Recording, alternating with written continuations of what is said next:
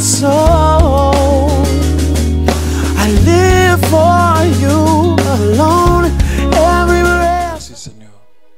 Parce que tant que tu n'es pas réellement adoré dans ce lieu, nous ne pouvons pas continuer.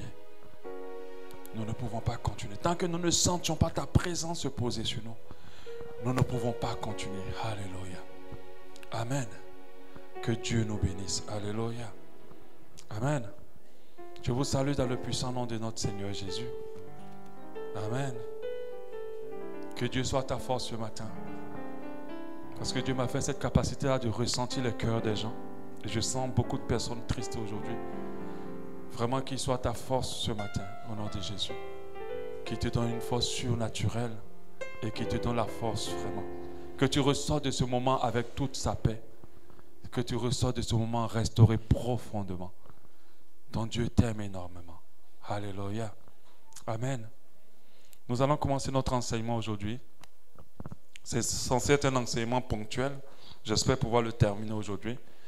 Sinon, on le continuera le dimanche prochain. Alléluia. C'est un enseignement comme tous les autres enseignements que Dieu m'inspire. Et je préfère, quand Dieu répond aux besoins de son peuple, que de donner juste des enseignements qui sont remplis d'acrobatie, mais qui ne répondent pas aux besoins actuels des gens. Alléluia. Amen. Je sais que c'est un enseignement pour quelqu'un ce matin. Et si une seule personne est édifiée, cela suffit. Alléluia. Cela suffit. Amen. Le titre, le thème de mon message ce matin, c'est 5 priorités majeures d'une vie équilibrée. 5 priorités majeures d'une vie équilibrée. Alléluia. 5 priorités majeures d'une vie équilibrée. Nous remarquons une chose qui est évidente aujourd'hui, c'est que la vie de plusieurs personnes est bousculée. Peu d'épanouissement, peu de peur, de paix plutôt, beaucoup d'échecs, beaucoup d'expériences bizarres, incompréhensibles. Et Dieu me fait comprendre que la cause principale de ces genres de situations, c'est la mauvaise gestion des priorités majeures. Quand je dis majeures, il y a beaucoup de priorités, mais il y a des priorités qui sont importantes, qui sont au-delà de toutes les autres. Et que si on ne les gère pas comme il faut, ça sera très difficile pour nous d'avoir une vie équilibrée. Dans ce monde, tout est une question de priorité. Pour avoir de la stabilité, pour avoir de l'équilibre, pour être conduit dans ce que Dieu a prévu pour nous, mais aussi pour vivre une vie de paix. Alléluia. Et de ne pas être dans le désordre. Nous avons le Seigneur qui nous dit en 1 Corinthiens 14, 33, car Dieu n'est pas un Dieu de désordre, mais un Dieu de paix. L'évidence de ce verset, ça doit être Dieu n'est pas un Dieu de désordre, mais un Dieu d'ordre. Les chrétiens même disent Dieu est un Dieu d'ordre. Mais en réalité, dans la Bible, il n'est pas écrit Dieu est un Dieu d'ordre. On dit qu'il est un Dieu de paix. Il n'est pas un Dieu de désordre, mais il est un Dieu de paix. Pour nous faire comprendre que l'équilibre, la stabilité apporte la paix à notre vie.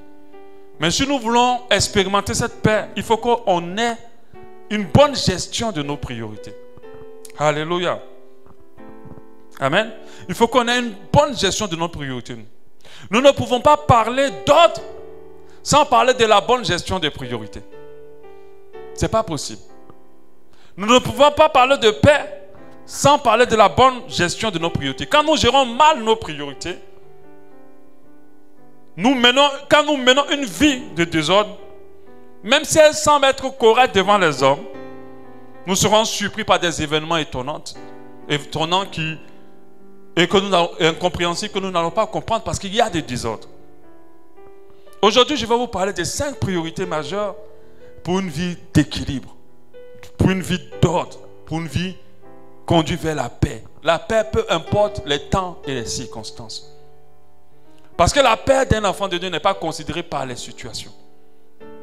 Elle est considérée par Dieu. Mais elle est considérée par le fait qu'il tienne compte de ce que Dieu tient comme prioritaire. Alléluia.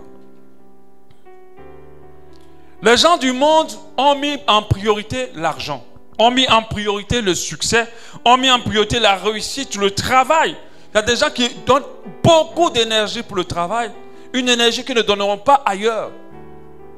Il y a des gens qui ne viennent pas à l'église parce qu'ils doivent travailler ou parce qu'ils ont trop travaillé en semaine. Ils doivent se reposer. Parce que le travail est la priorité de leur vie. Parce que gagner de l'argent est devenu la priorité de leur vie. Et ces personnes-là s'étonnent qu'après tous ces millions, ils ne sont pas en paix. Elles s'étonnent qu'après tous ces millions, leur vie ne change pas. Et ce qui est malheureux, c'est que les enfants de Dieu sont rentrés dedans. Ils ont mis pour priorité les mêmes priorités que les gens du monde ont.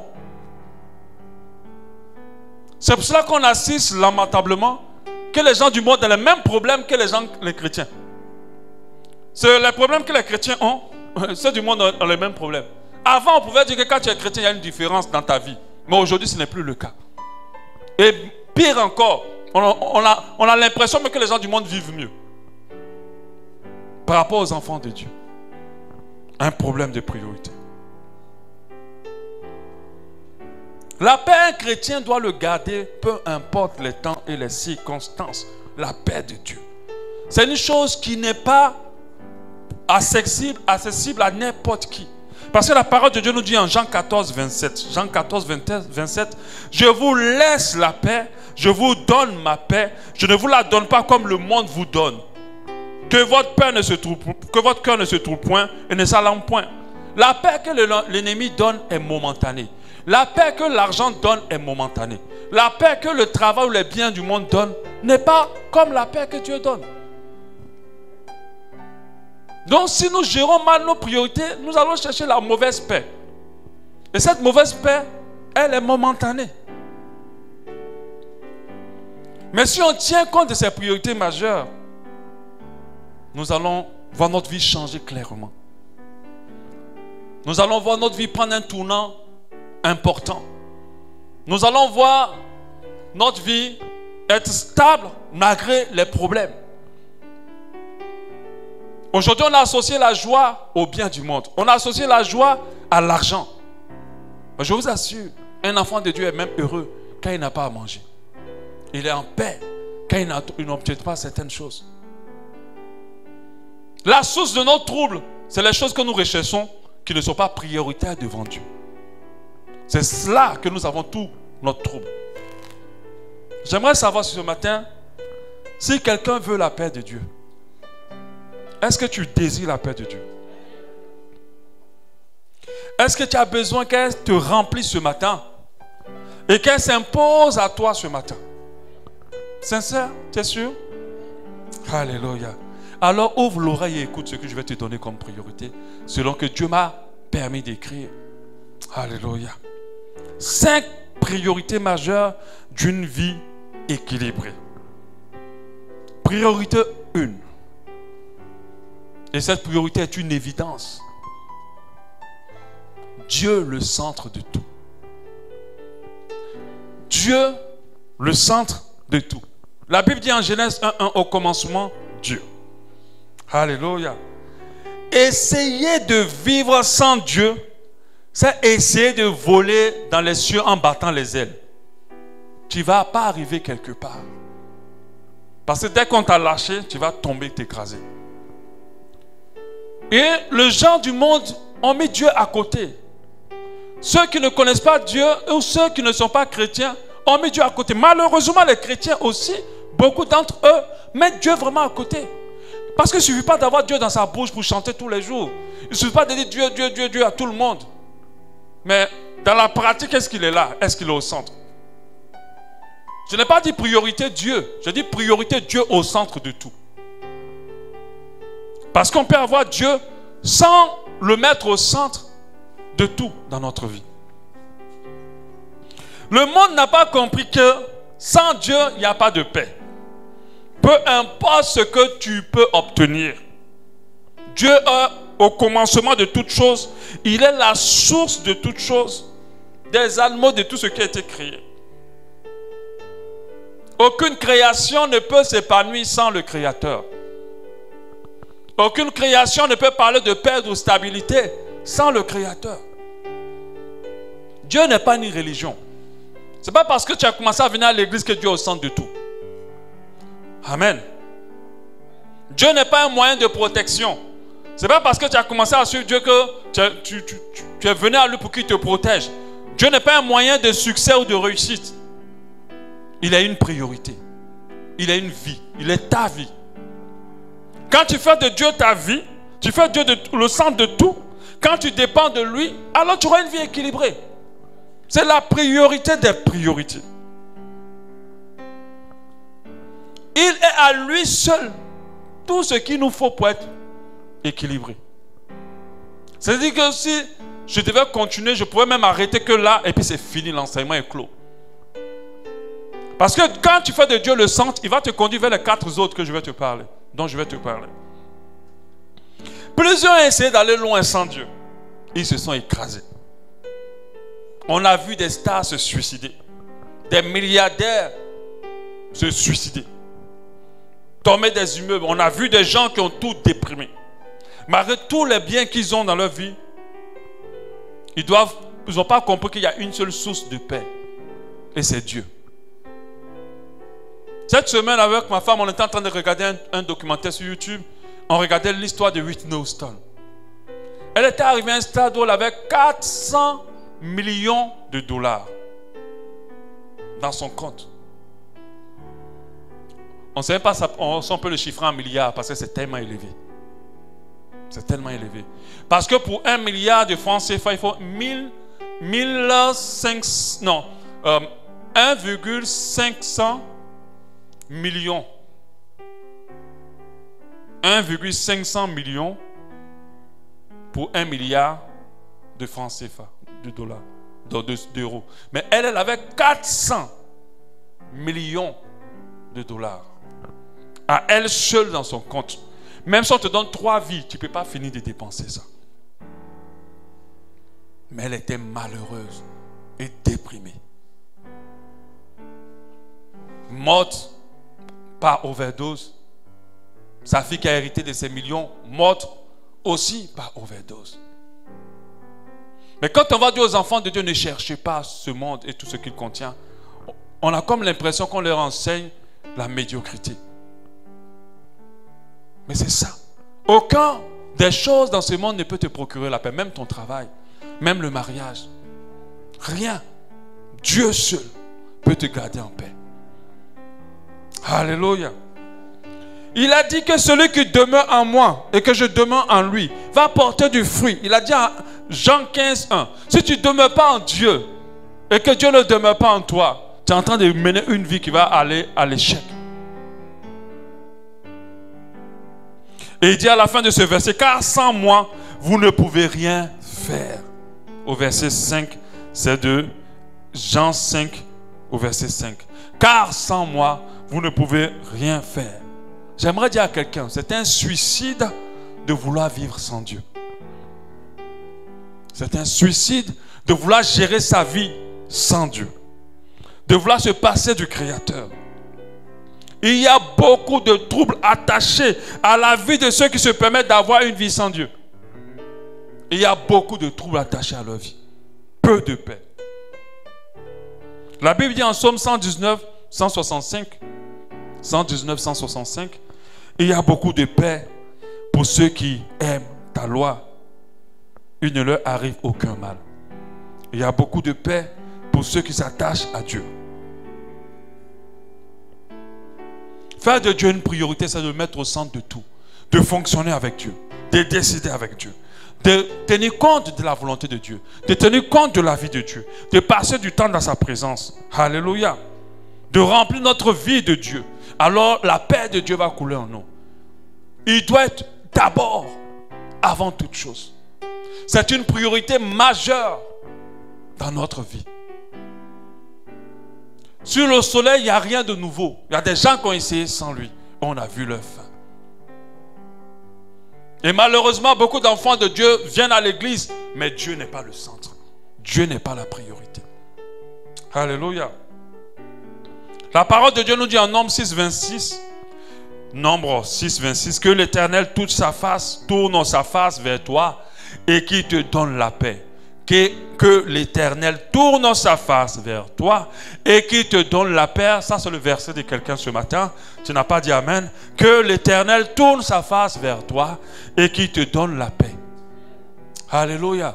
C'est le verset de quelqu'un ce matin. C'est une priorité majeure de prendre Dieu d'abord et qu'il soit le centre de toute notre existence. Mais la deuxième priorité majeure de notre existence pour notre Père, c'est de vivre en fonction du ciel. Vivre en fonction du ciel et non pas vivre en fonction de la terre.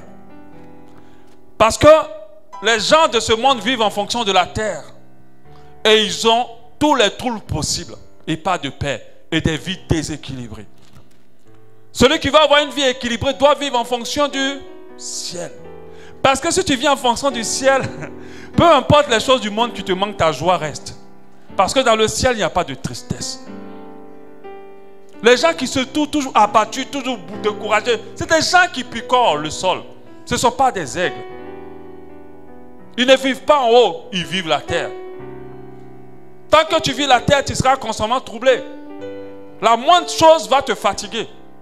Mais si tu vis en fonction du ciel, dans le ciel, il n'y a pas de trouble. Dans le ciel, il n'y a pas de problème. Dans le ciel, il n'y a pas de blocage. Dans le ciel, c'est la joie et la paix. Ecclésiaste 1,14 nous dit, Salomon dit, j'ai tout vu.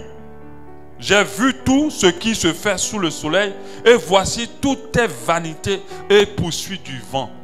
Mon frère, tu sais c'est quoi poursuivre le vent? Tu ne peux pas attraper le vent. Tu vas t'épuiser. Il est en train de faire comprendre que toutes les choses que tu ressens sur la terre, aucun ne va pouvoir te calmer, ni te satisfaire. Tu vas constamment, tu auras et tu voudras. Tu auras et tu voudras d'autres. Et tu seras en train de poursuivre. Et quand ta vie va finir, tu te rendras compte que tu n'as rien fait de ta vie. Tu te rendras compte que tu es passé de trouble en trouble et de problème en problème.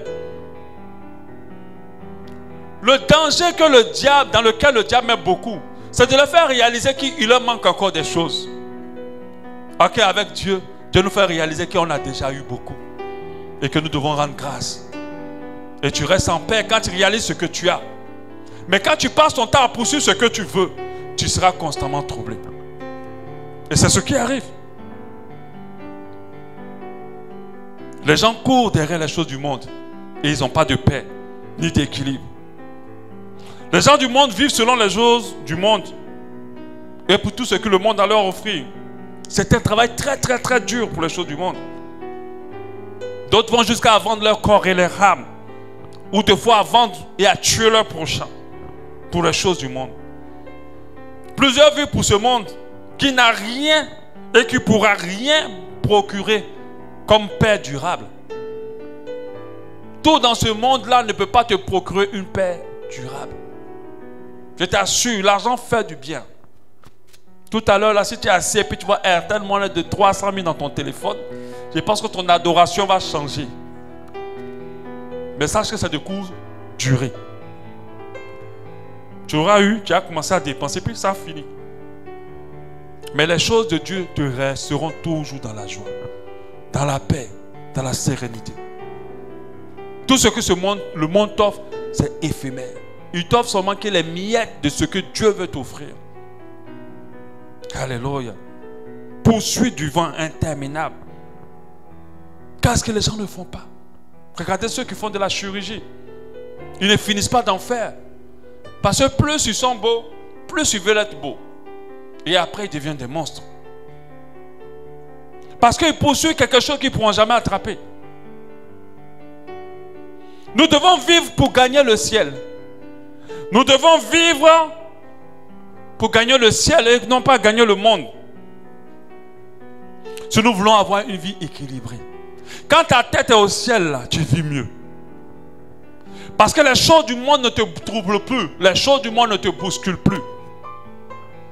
Mais quand ta tête est sur la terre, mon frère, prépare-toi à souffrir. Mais quand ta tête est au ciel, quand même que les malheurs arrivent, tu es en paix. Et Dieu t'en délivre comme il le fait toujours. Alléluia. Tu es tranquille. Les problèmes ne sont pas pour les pauvres seulement. Les problèmes ne sont pas pour les plus vilains. Les problèmes ne sont pas pour les noirs. Ils sont pour tout le monde. Mais la différence, comme j'ai dit, c'est que nous avons Christ avec nous. Et si nous voulons vivre vraiment avec une véritable paix, montons la tête un peu plus haut. Ceux qui restent constamment troublés sur cette terre, c'est des gens qui picorent le ciel. Ce sont des poules. Ils n'ont pas des ailes pour les hauteurs de l'aigle. Alléluia. Si nous voulons avoir une vie équilibrée, vivons à l'entente du ciel. Vivons pour gagner le ciel. Le monde et tout ce qu'il contient ne peut pas nous procurer la paix. Nous ne devons surtout pas mettre le monde au-dessus du ciel dans nos cœurs. Et c'est une priorité majeure. Quand tu vis à l'entente du retour du Seigneur, quand tu vis à l'entente de ton salut, quand tu vis à l'entente des choses d'en haut, tu es peu troublé. Tu es peu oppressé. Tu es peu angoissé. Alléluia. Tu as beaucoup d'équilibre. Tu fais les bons choix. Tu vois les meilleures voies. Mais le monde aveugle. Et il conduit plusieurs dans la ruine soudaine. Colossiens 3:2 nous dit: affectionnez-vous aux choses d'en haut et non à celles qui sont sur la terre. Affectionnez-vous aux choses d'en haut et non à celles qui sont sur la terre. Ceux qui s'affectionnent aux choses de ce monde vivront une vie déséquilibrée, en désordre, selon bien sûr l'ordre divin et l'ordre de Dieu. Vivons en préparant notre éternité dans les cieux. Je répète, vivons en préparant notre éternité dans les cieux. Ne laisse pas le monde t'aspirer, parce qu'au monde il y a attaché les soucis des choses de la terre. Et c'est là que beaucoup sont troublés. Si tu ne lèves pas ta tête aux cieux, tu seras constamment troublé. Et tu auras beaucoup de déséquilibre dans ta vie. Nous avons la mort qui arrive. Nous vivons qu'une seule fois. Après ça, c'est fini. Il n'y a pas de rebelote, il n'y a pas de remise. Nous devons préparer notre éternité si nous voulons vivre une vie d'équilibre. Alléluia. Plus nous nous attacherons à ce monde, plus les soucis de ce monde pèseront dans nos vies. Élevons-nous au-dessus de ce monde, un peu plus haut. Ayons nos cœurs dans les cieux. Attendons le retour du Seigneur. Ça, c'est la deuxième priorité majeure. La première priorité majeure pour une vie équilibrée, c'est Dieu. Faites de Dieu le centre. La deuxième priorité majeure, c'est de vivre à l'entente du retour du Seigneur. De vivre en espérant le ciel. Alléluia. Et la troisième priorité qui est très importante, c'est de garder son cœur plus que toute autre chose. Mon frère, ma soeur, si tu ne veux pas être dans un déséquilibre, si tu ne veux pas avoir une vie troublée, mon frère, mets des gardiens autour de ton cœur. Garde ton cœur plus que toute autre chose. Il y a des gens, leur cœur là, c'est boîte de nuit. On rentre, on sort dedans comme on veut. Mais notre cœur doit être une forteresse.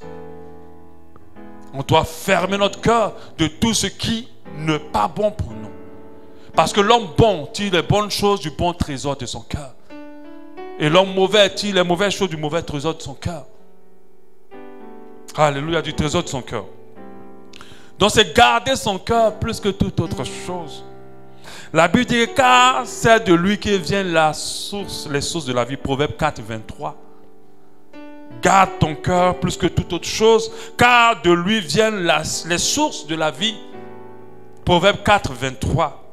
Donc c'est-à-dire, tel est ton cœur, tel aussi sera ta vie. Tel ton cœur rempli, tel aussi ta vie sera remplie. Alléluia. Nous devons garder plus que tout. Notre épanouissement dépend de l'état de notre cœur. De quoi il est rempli. Quand notre cœur est la source de la vie, s'il est rempli des choses bien, notre vie sera bien. S'il est rempli des choses mauvaises, même si on a des millions, notre vie sera mauvaise. Elle sera troublée. Le contenu de notre cœur façonne notre être. On dit généralement d'une personne qui a un mauvais cœur qu'il est mauvais. Si ton cœur est mauvais, tu ne peux pas être bon. Amen. Si ton cœur est en mauvais état, tu ne peux pas être en bon état. Alléluia. C'est pour ça qu'il faut que tu protèges ton cœur. Il conditionne tout dans notre vie. Certaines personnes pensent qu'en devenant chrétien, tout va changer. Leur vie va changer. On vous a menti, les flatteries. Si ton cœur n'est pas lavé, ta vie restera pareille. Malgré que tu es chrétien. C'est une grave erreur. C'est pour ça que la parole de Dieu intervient pour la circoncision de notre cœur. Enlever la chair, enlever ce qui est mauvais. Si Dieu ne circoncis pas ton cœur, ta vie ne peut pas changer. C'est pour ça que tu dois veiller sur ton cœur. Ton cœur doit changer. C'est une action que le Saint-Esprit essaie de faire depuis des années dans la vie de beaucoup de personnes. Et même des chrétiens. Ils n'arrivent pas. Parce que l'orgueil les pousse à fermer, à arrêter, stopper l'action du Saint-Esprit en eux. Si tu es humble, tu laisseras le Saint-Esprit travailler. Et faire un bon travail dans ton cœur qui va t'aider à changer, à rentrer dans l'épanouissement. C'est de là que vient le sou de ta vie. Si ton cœur n'est pas rempli de bonnes choses, ta vie ne peut pas être dans l'épanouissement, dans la paix, dans l'équilibre. Ce n'est pas possible. Amen. Garder son cœur plus que toute chose est une grande source de paix, de bonheur et d'épanouissement. Et c'est quoi? On le garde de quoi? Parce que c'est la question qu'on va poser. Je vais garder mon cœur de quoi? Des mauvais sentiments et des mauvais ressentiments. Sentiments, mauvais sentiments, des mauvais ressentiments. Colère, haine, rancœur, jalousie, frustration, blessure émotionnelle, querelle, rancune, angoisse, peur, anxiété, tristesse, vengeance. Toutes ces choses-là attirent la mort. Attirent la mort. Il y a deux seules puissances dans ce monde, la vie et la mort.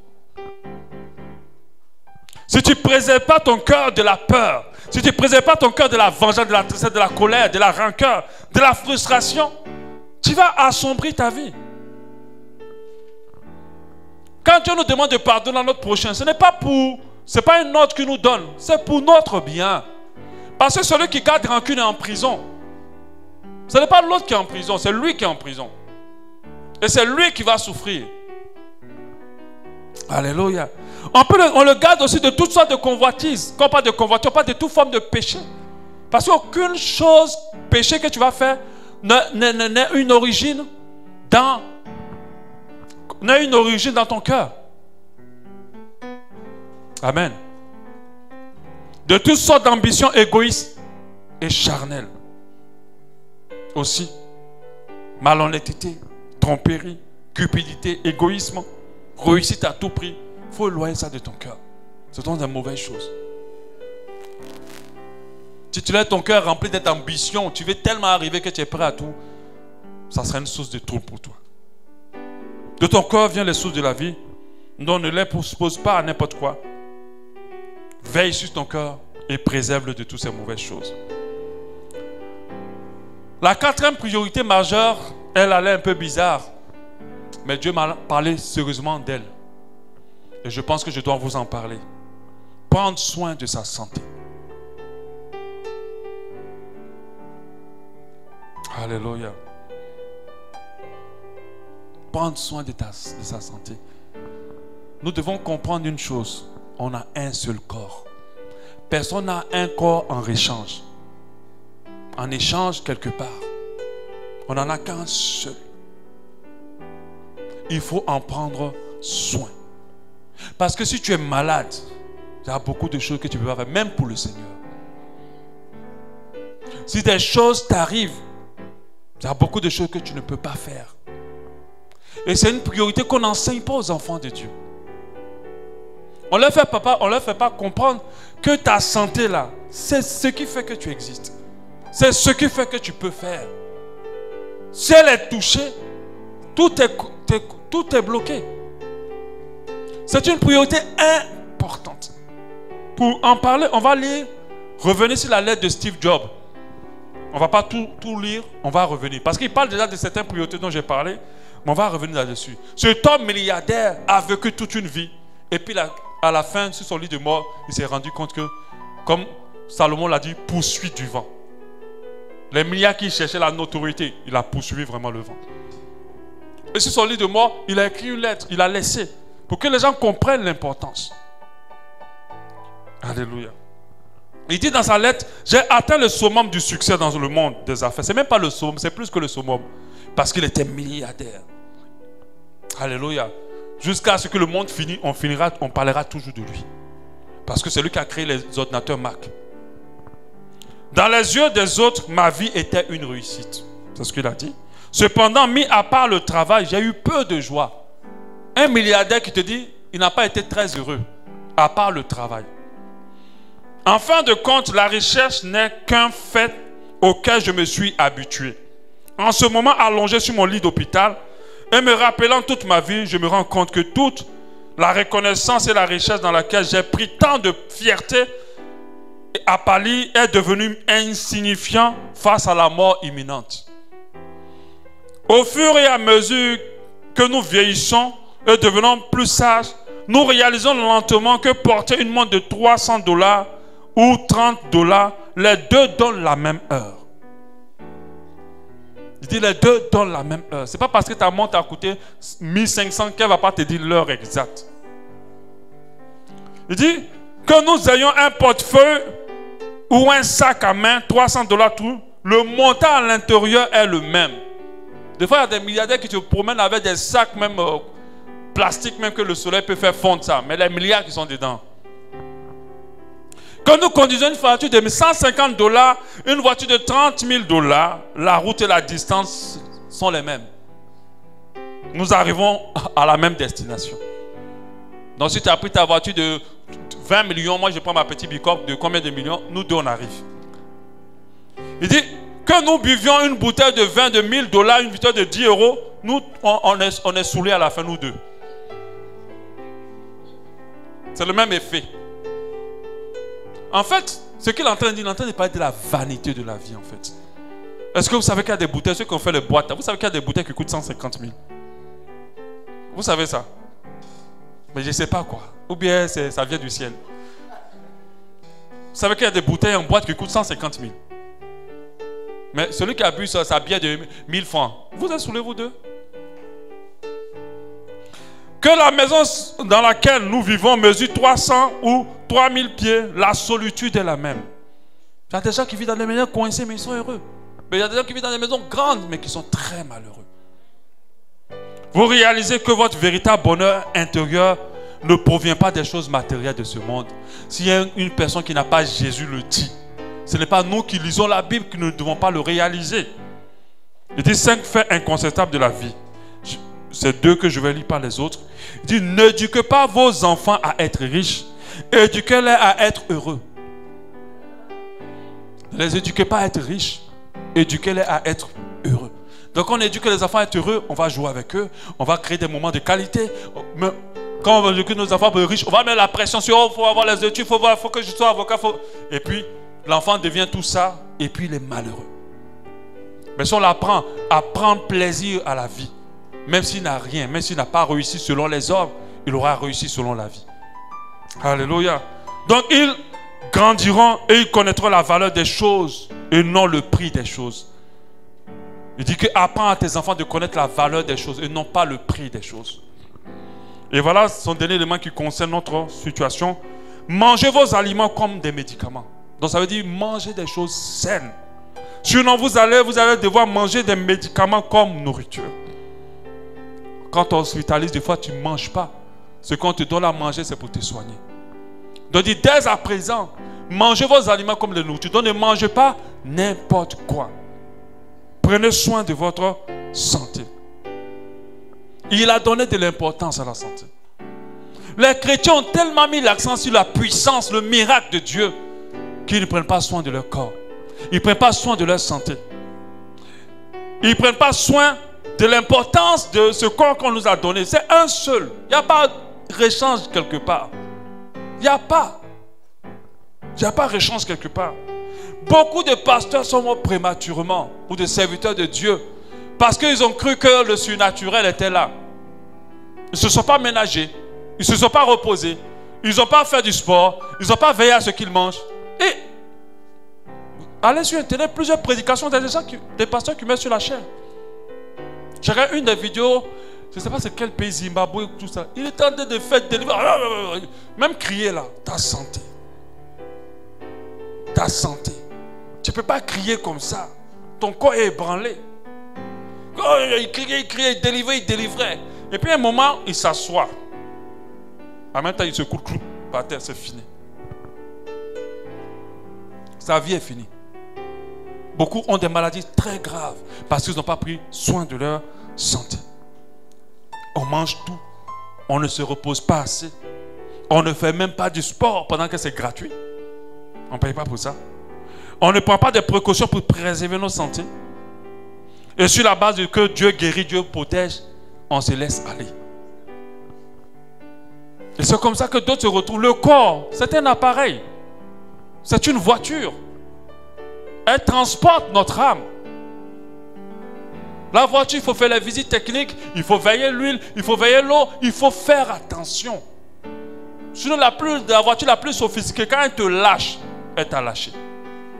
Et des fois même, on ne peut plus la réparer.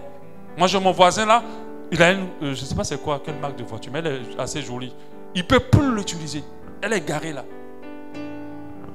Il est passé avec elle dans de l'eau assez profonde et la voiture a clamsé et c'est fini jusqu'à aujourd'hui. Il ne peut plus l'utiliser. Mais c'est une voiture chère. J'ai oublié la marque, mais elle est chère en tout cas. Donc on n'a pas d'autre corps. Il faut prendre soin de celui qu'on a. Il ne faut pas le dégrader. Il faut en prendre soin. Parce qu'on a besoin de ce corps pour œuvrer pour Dieu. Si je suis malade, je ne peux pas prêcher ici. Je ne peux pas aller délivrer une âme. Je ne peux pas aller évangéliser. Je ne peux pas. Amen. Très important. Quand on va poser la question aux chrétiens, pourquoi Jésus dormait dans la barque? Les spirituels m'ont dit oui, c'est parce qu'il voulait éprouver la foi des apôtres. Il était fatigué. Il ne cherchait pas à éprouver la foi des apôtres. Il était fatigué, il se reposait. Et il savait que garder sa santé était important. Je n'ai pas dit qu'il faisait du sport, mais il marchait quand même des longs kilomètres à l'époque. On n'avait pas besoin de faire du sport. Parce qu'il n'y avait pas de voiture. Alléluia. Il savait que Dieu lui avait donné un seul corps pour accomplir la mission. Amen. C'est une priorité de prendre soin de notre corps. C'est une priorité de ne pas abuser de la fatigue. C'est une priorité de réaliser que ce corps-là, en un rien de temps, peut basculer dans un AVC, dans un cancer, dans plein de choses. Il y a des gens qui sont morts en une fraction d'une semaine pendant qu'ils étaient en parfaite santé. Mais ça, c'est rien. Il y a des gens qui sont morts à l'instant. On m'a parlé là cette semaine d'un monsieur qui s'est assis et puis dit je me sens mal, je me sens mal, je me sens pas bien. C'est fini. C'est un appareil. Il n'arrête jamais de fonctionner. Il faut en prendre soin. Alléluia. Quand vous lisez la Bible, Dieu même parle de notre santé et il en tient compte. C'est vrai que je vais prendre un verset que les gens ont mal lu, mais je vais quand même mal compris plutôt, mais je vais parler. 1 Timothée 5,23. 1 Timothée 5,23 nous dit ne continue pas à boire de l'eau. Ceux qui connaissent le verset là, commencez à rire déjà. Ne continue pas à boire de l'eau, mais fais usage d'un peu de vin à cause de ton estomac et de tes fréquences d'indisposition. Donc Dieu dit ne continue pas à boire de l'eau, mais faire usage d'un peu de vin. On n'a pas dit la bouteille. On dit d'un peu. Voilà, parce que les soulats là, c'est ça qu'ils prennent. Hein. C'est que Dieu même a dit de boire. Si Jésus ne voulait pas qu'on boive, pourquoi il a traversé l'eau en vin? Voilà. Non, c'est ce que. Voilà. Donc, on dit un peu de vin. Le vin est bon pour la digestion. Je n'ai pas dit d'aller boire la bouteille. Il y a des gens qui ne savent pas. Donc ça veut dire que le Seigneur se préoccupe de notre santé physique. La Bible, c'est pour nos maladies qui c'est le monde. Pour nous faire comprendre que N'attendez pas d'avoir la maladie pour que Dieu vienne faire le miracle. On peut prévenir beaucoup de maladies. On peut éviter beaucoup de maladies. Alléluia. On peut éviter. Et ce qui me désole un peu en Afrique, principalement en Afrique, c'est que l'Africain peut payer 200 000 un téléphone, mais il ne prendra jamais les 200 000 pour aller faire un bilan de santé. Il y a beaucoup de maladies qui sommeillent. Et qu'un bilan de santé peut vous exposer, ça attend pour qu'on le règle à temps. On m'a parlé d'un jeune homme cette semaine encore. Il a commencé à avoir mal au ventre et la diarrhée. Quand il part, on lui dit qu'il a le cancer métastasé. Et le docteur disait, lui, il ne vivra pas 2 semaines. Vous aimez les situations pour dire, Dieu, tu es le Dieu maintenant dedans. Tu viens manifester ta puissance. L'Éternel, tu es le El Rapha. C'est la partie là que vous voulez. Mais vous pouvez empêcher d'arriver à ce niveau. Combien de chrétiens font des bilans de santé? Moi, j'en ai fait récemment. Combien de chrétiens prennent 200 000 pour se sacrifier, aller à l'hôpital pour qu'on vérifie tout? Ce n'est pas la peur de mourir. On appelle ça prendre soin de son corps. Mais ton téléphone de 200 000 là, on va faire, même si on te donne dans le secret, tu ne peux pas téléphoner avec. On peut donner 300 000 en cotisation de deuil. Mais même 300 000, on ne prendra pas pour investir dans notre santé. Jamais. On ne le fera pas. Mais quand on dit seulement, va juste voir un médecin, la consultation, ça fait, ah, c'est trop cher. Mais vous ne réalisez pas que si ton corps là est touché, tu ne peux rien. Aujourd'hui, là, Dieu fait grâce, tu es en forme. Mais allez-y dans les hôpitaux. Le fait que tu te tiennes debout, il y a des gens qui ne peuvent plus. D'autres ne peuvent plus parler. Mais pourquoi? Tu penses qu'ils sont maudits par rapport à toi? Non. Ils n'ont pas pris en majorité soin de leur santé. Pour certains d'entre eux. Ils n'ont pas cherché à vérifier si comme ils sont bien aujourd'hui, là, est-ce que ça va? Ils ont commencé à négliger les petites choses qui commencent. En Afrique, quand ce n'est pas grave, on n'est pas prêt à dépenser 200 000. Mais des fois, quand on est prêt à dépenser ce montant, c'est trop tard. Alléluia. On ne fait pas du sport. Alors que le sport permet au sang de circuler plus fort. Et ça empêche les formations des cailloux dans les veines. Le fait d'en faire, c'est important. C'est là qu'on a le problème d'AVC. Parce que l'un des facteurs d'AVC, c'est l'inactivité. Et puis la mauvaise nourriture. Dans le sang, ton sang circule toujours lentement. Il a le temps de se former, des cailloux. Et tu vois quelqu'un qui est super bien, peut-être pas, je me sens mal, et il part. C'est une priorité de prendre soin du corps que Dieu nous a donné. Je n'ai pas dit d'aller prendre soin dans la beauté, je ne parle pas de ça. De ta santé. Alléluia. Dis veiller. Et la dernière priorité, la 5e pour terminer, être un canal de bénédiction pour les autres, c'est une priorité. Un canal de bénédiction. Je dis canal pour ne pas dire source, parce que la source de bénédiction, c'est Dieu. Il faut que Dieu t'utilise pour quelqu'un. Il faut que Dieu t'utilise pour les autres. Il faut qu'on use nos vies pour que ça fasse du bien aux autres. Il faut qu'on utilise notre vie pour apporter du bien aux autres. Pour penser au prochain, pour partager ce qu'on possède. Pour aider, pour héberger, pour donner, pour encourager, pour fortifier de notre présence. Ceux qui restent centrés sur eux sont peu épanouis. Vivent une vie peu équilibrée. Mais ceux qui apprennent à donner aux gens, sans attendre en retour, sont épanouis. Parce que la Bible dit qu'il y a une plus grande joie à donner qu'à recevoir. Les gens prient pour parler d'argent. Non, ce n'est pas l'argent. Il y a une plus grande joie à te déplacer, aller visiter quelqu'un, parler avec lui, qui se sente bien. C'est une joie.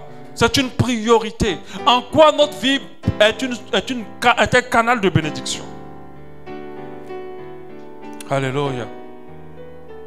La Bible dit en Luc 6, 38, donnez et vous sera donné. On versera dans votre sein une bonne mesure, serrée, secouée, qui déborde, car on vous mesurera avec la mesure dont vous vous serez servi. Rien qu'avec cette priorité, les non-chrétiens expérimentent des fois beaucoup de grâce de la part de Dieu. Parce qu'il y a des gens qui ne sont pas chrétiens, mais qui hébergent, qui vont ramasser des orphelins dans les rues et qui les hébergent, qui les nourrissent. qui leur donne à manger. Moi, je regarde pas mal de séries comme ça aux États-Unis qui font ça. Un couple pas chrétien qui héberge les enfants de la rue, qui leur donne une éducation, qui se sacrifie pour eux. C'est une priorité. De vivre comme ça, ne même pas se soucier en quoi est-ce que cette semaine Dieu m'a utilisé pour bénir quelqu'un, c'est dangereux. Tu cherches quelle bénédiction? Tu cherches quel équilibre? Ce n'est pas possible de vivre comme ça en train d'être centré sur soi. La vraie source de bénédiction, le vrai moyen de se faire bénir, c'est de bénir les autres. Quand Dieu t'utilise pour les autres, tu vas être béni. Je disais beaucoup aux gens que faites attention. Quand vous aidez les gens, ne vous attendez pas à ce que vous êtes en retour. Parce que Dieu amène sa bénédiction dans ta vie en protection, en santé, en joie, en paix. Tu vois?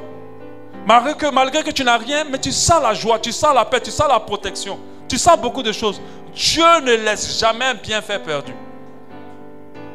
J'aimerais dire à quelqu'un, ne pleure pas. Parce qu'à chaque fois que tu fais le bien aux gens qui ne te remboursent pas, ne t'attriste pas.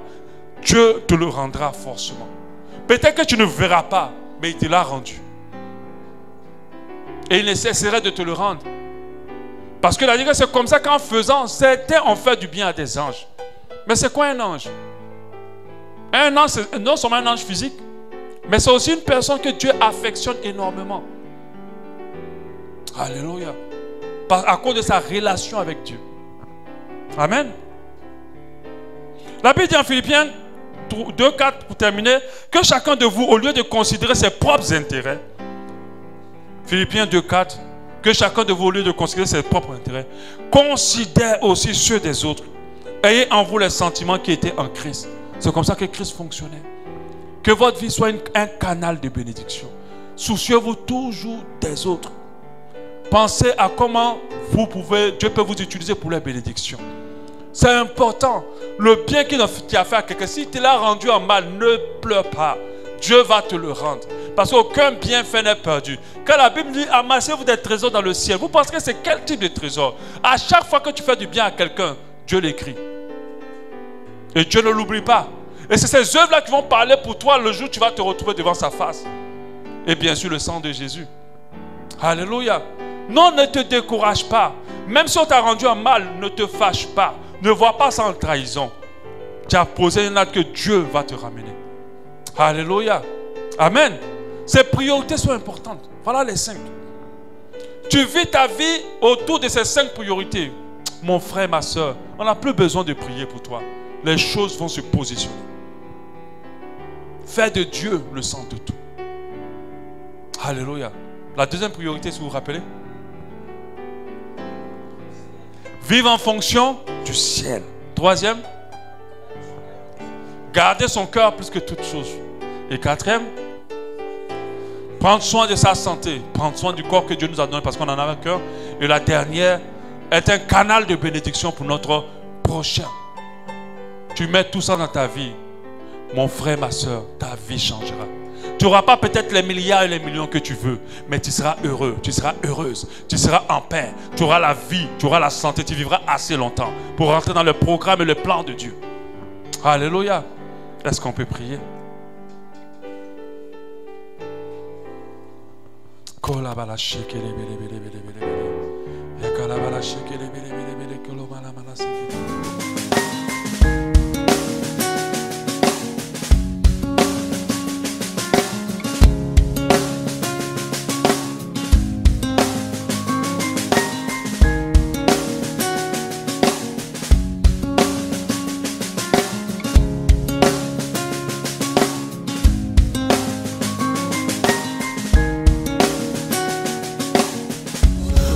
I give you my heart, I give you my soul.